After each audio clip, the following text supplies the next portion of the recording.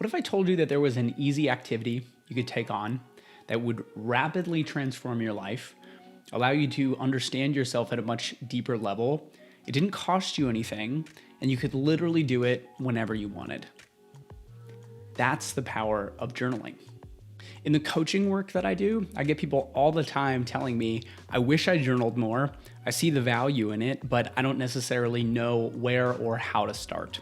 So in this video, I want to outline some of the most common roadblocks and obstacles that get in the way for people, and also give you some high-level strategies and tactics that you can use starting today to build a really powerful and successful journaling habit.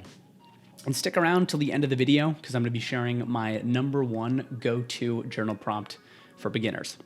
But first, I would love to hear from you in the comments. What has kept you from journaling historically? What feels hard about it? I know for me, I am a perfectionist, so sometimes what gets in the way of me sitting down to journal is feeling like I need to do it correctly or I need to have some sort of outcome. Looking forward to hearing your answers. Let's jump in. So I really started journaling at the end of my senior year of college. I was going through a lot of emotional and mental turmoil at the time, and journaling was a really powerful outlet for me, not only to better understand the underlying thoughts and emotions that I had going on at the time, but also in helping me better organize and understand what I wanted to do with my life. Now I've journaled pretty much every day for the last 3 years, and it has been an incredible tool for my own growth and development. Helping me better understand my blind spots, helping me better conceptualize the way that I think about things, like my version of reality. It's been really great for helping me accept myself more unconditionally. And it took a lot of time and trial and error to get here. And when you're first getting started with journaling, a lot of times I find that there are some common patterns or fears that get in the way of building a successful habit. A lot of times it's, I don't necessarily know where to start. I don't feel like I'm doing it correctly, or I'm having trouble staying consistent. I'm gonna address all of these in a minute, but I really wanna underscore the fact that regardless of where you are, and regardless of what your experience has been with journaling up to this point, you can start and maintain a successful journaling habit. And I think this is such an important point because of how powerful of a tool journaling is. Journaling is self-exploration. It's a very direct means of gaining perspective over the way that you think about things and why you do what you do. And this is super important because when you're more aware of why you do the things that you do, you have more agency, you have more of an ability to change the things that aren't working for you. In a way, journaling is access to a better version of yourself. Journaling regularly will help you get more clear on what you want. It'll be a safe space to be able to vent and own your emotional experience. It'll be a systematic approach to addressing the blind spots in your own development. And maybe most importantly, it's gonna help you see and celebrate the strides that you've taken in your own growth. And again, these things will come with time, but the most important piece is starting with what feels winnable and then working up from there. And getting started can be so easy. So I wanted to share 4 steps that you can use to get started journaling as a beginner or get back into the habit if you've been out of the habit for a while. And my intention is to create more of these videos talking about journaling and also talking about topics like self-exploration and building more self-awareness. So if that's of interest to you, don't forget to hit the subscribe button and hit the bell button to stay notified when I post future content. Let's jump in. The first step in this process: just start. There is no habit you can form that will be void of discomfort. Creating a habit is changing the way that you're doing things, and change is uncomfortable. So the only thing that there is to do is literally start. And I don't mean to be facetious, but I do think it's important to start with this. Because with any habit, yes, you can get into the strategy. Yes, you can get into how to do it exactly in formats and exercises and activities and all that kind of stuff. But until you're just starting, until you're just actually doing it, you got nothing to work with. And over time, yes, eventually you will figure out what feels best, what prompts you like, where you like to journal. But in the beginning, it's really just about putting pen to paper and getting started in the process.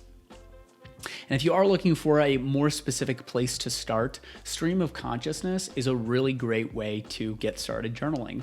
So literally it's as easy as pulling out a sheet of paper, or if you journal on your computer, opening a Word document, and literally stream of consciousness, just write about what's coming up for you. Comment on your thoughts, comment on your feelings, comment on how your day has gone thus far, your fears, or what you hope happens tomorrow. Literally just let whatever comes up in your brain come out on a sheet of paper. Challenge yourself to go at least half a page or go a full page. Going through that process will show you that you're capable of journaling. And over time, you'll be able to then be a bit more intentional about it and using it as a tool. But regardless, just start. The second one is pick a winnable medium. And what I mean by this is that some people are paper people and some people, myself included, are computer people. I myself have always tended towards taking notes on a computer. It's partly because I can barely recognize my own handwriting, but also because I feel like I can get my thoughts out faster when I'm typing on a computer versus writing them, so I don't have to slow down my thinking. That said, sometimes pen and paper is actually really nice. Like when I've been on technology all day, sometimes it's really nice to just get a pad of paper and a pen, sit on the couch, put all my devices away, and just be with whatever comes up. So whatever it is for you, pick the medium that you like best, and then just practice doing that consistently. Which is a perfect segue into the third strategy that I have for getting started in journaling, which is be consistent. You won't stick to a habit unconsciously until you directly, viscerally understand the difference that it makes in your energy. Think about working out. In the beginning, it sucks. It sucks. It's really hard. You don't want to do it. It's very uncomfortable. But in staying consistent, doing it consistently, eventually you get to a place where you understand the value, the impact, the add that it is to your life, the value that it's bringing. And you start to think, wow, like my life would be way worse if I stopped working out. But getting to that place where you're clear on the value that working out is bringing to your life takes investment. It takes upfront investment and pushing through that discomfort. It's the same exact thing with journaling.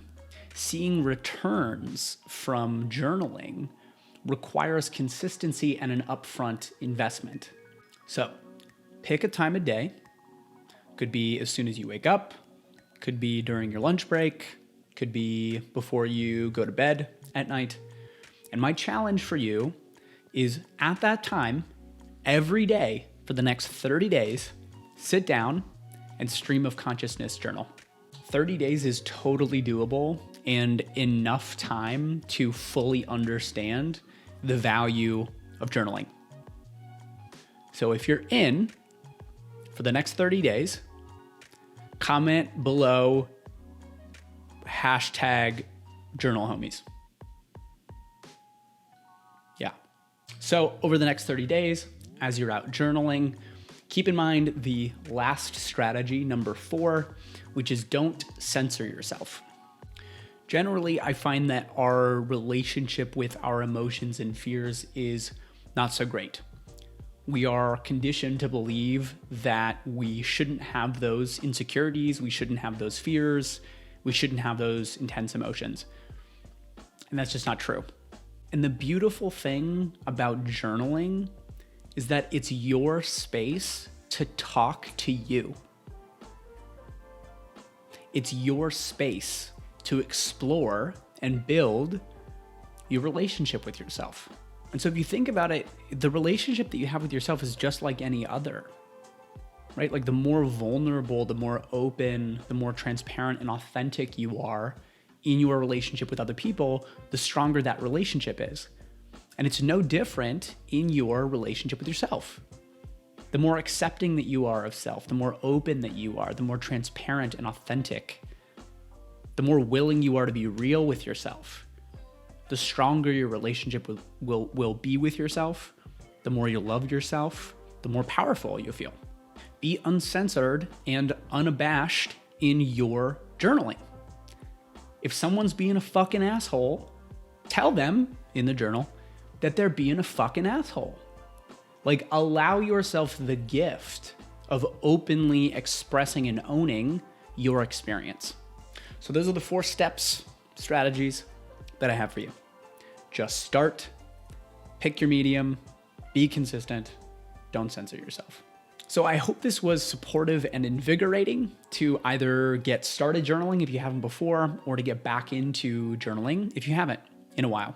And if you're looking for more journal prompts and questions, things to take your journaling practice to the next level, check out the link in the video description. I've got a downloadable with 30 super powerful questions that I've used both in my own journaling and that I also use with my coaching clients. Also check out the newsletter link in the video description. I send out a weekly newsletter, often with reflection questions that you could use in your own journaling. And finally, as promised, I wanted to share my #1 go-to journal prompt for beginners. What's more, prompts? But if you're really struggling with getting started, this can be a really powerful place to start. So it's a set of 3 questions. You could use these as consistently as you wanted to. You could literally use these every day if you wanted to. And the questions are, how has today gone? What am I present to currently in my thoughts, in my feelings, in my body? And third is, what do I hope happens tomorrow? If you end up using that prompt, let me know how it goes. Would love to hear about your experience, but that's it for me. So until next time, remember to do your best and enjoy the ride. Peace.